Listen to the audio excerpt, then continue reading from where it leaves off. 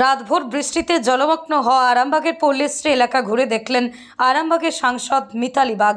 তিনি ছাড়াও এদিন জলমগ্ন এলাকা ঘুরে দেখে পরিস্থিতি খতিয়ে দেখেন আরামবাগ সাংগঠনিক জেলা তৃণমূল কংগ্রেসের চেয়ারম্যান স্বপন কুমার নন্দী। 6 নম্বর ওয়ার্ডের পল্লীশ্রী এলাকায় একাধিক পরিবারের বসবাস। পিডব্লিউডির অধীনস্থ এই জায়গা এমনিতেই অনেকটাই নিচু, তার ফলেই গতকালের বৃষ্টিতে প্রচুর জল জমেছে, যে কারণে এলাকায় বসবাসকারী মানুষেরা সকাল থেকে সমস্যার মুখে পড়েছিলেন। তবে খবর পেয়ে পরিস্থিতি কিছুটা হলেও লাঘব করার চেষ্টা করেন সাংসদ মিতালি বাগ।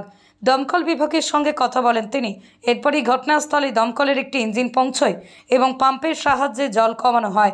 দীর্ঘদিনের এই সমস্যার কারণ এবং সমস্যার সমাধানের বিষয়ে মিতালি বাগ কি জানিয়েছেন শুনুন। এখানের পরিস্থিতি দেখুন, এখানে এসে পরিস্থিতি বলতে যে রাস্তাটা দেখুন আমাদের তো অনেক উঁচুতে রয়েছে এবং টোটাল এটা পিডব্লিউডির এরিয়া।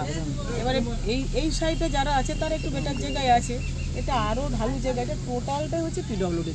আমরা তবু ওনাদের সাথে একটা কথা বলে দেখবো, এখানে যদি আমরা জল পাসের একটা গেট করতে পারতাম তাহলে ভালো হতো, কিন্তু ব্রিজটার জন্য সেটাও কিন্তু সম্ভব হবে না। আমাদের চেষ্টা কিন্তু বিগত দিনেও চলেছে। সবথেকে ভালো হতো যদি ওইদিকে একটা আমরা ড্রেন বা গেটের মতো করতে পারতাম, কারণ রয়েছে ব্রিজের বিষয়টা যেটা আরও একটা ভাইটাল ব্যাপার মানুষের জীবনে একটা যেমন খুব গুরুত্বপূর্ণ, আবার একটা ব্রিজকে বাঁচানো বিরাট গুরুত্বপূর্ণ, কারণ সেখানে হাজার হাজার লোক যাতায়াত করে।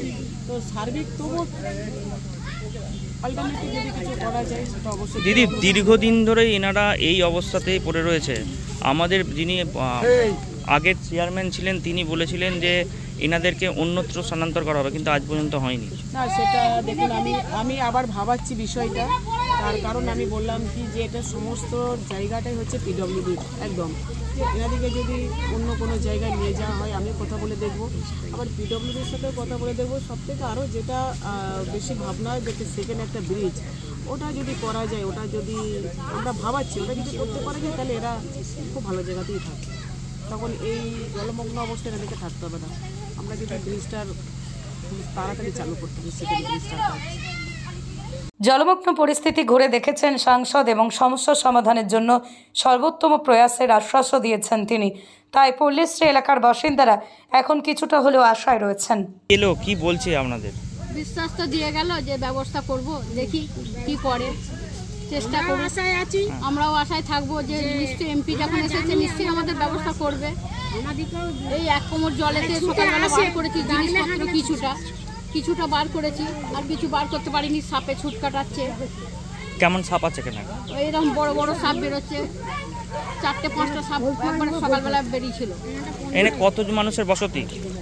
অনেক ঘর আছে, উপর দিকে আছে তাদের অতটা অসুবিধা নেই, কিন্তু নিচের দিকে যারা আছে তাদের বেশি অসুবিধা হচ্ছে। এই পাড়াটার নাম কি? এখানটা হচ্ছে পল্লীশ্রী 6 নম্বর ওয়ার্ড। স্বাস্থ্যসাথী মান্যতাপ্রাপ্ত মাল্টি স্পেশালিস্ট ও রোগী পরিষেবার বিশ্বস্ত প্রতিষ্ঠান দেবনাথ হসপিটাল। রয়েছে ICU, NICU, USG, TLH, dialysis বিভাগ, ল্যাপারোস্কোপিক, শল্য, অর্থোপেডিক, ডিজিটাল এক্স-রে, বন্ধ্যাত্ব চিকিৎসা সহ উন্নত চিকিৎসা পরিষেবার আরও একাধিক বিভাগ রয়েছে। ঔষধের দোকানও। আমাদের ঠিকানা বাসুদেবপুর মোড়, আরামবাগ, হুগলি। যোগাযোগ নাম্বার 8373074998। এছাড়াও যোগাযোগ করুন 8373074999 এই নাম্বারে।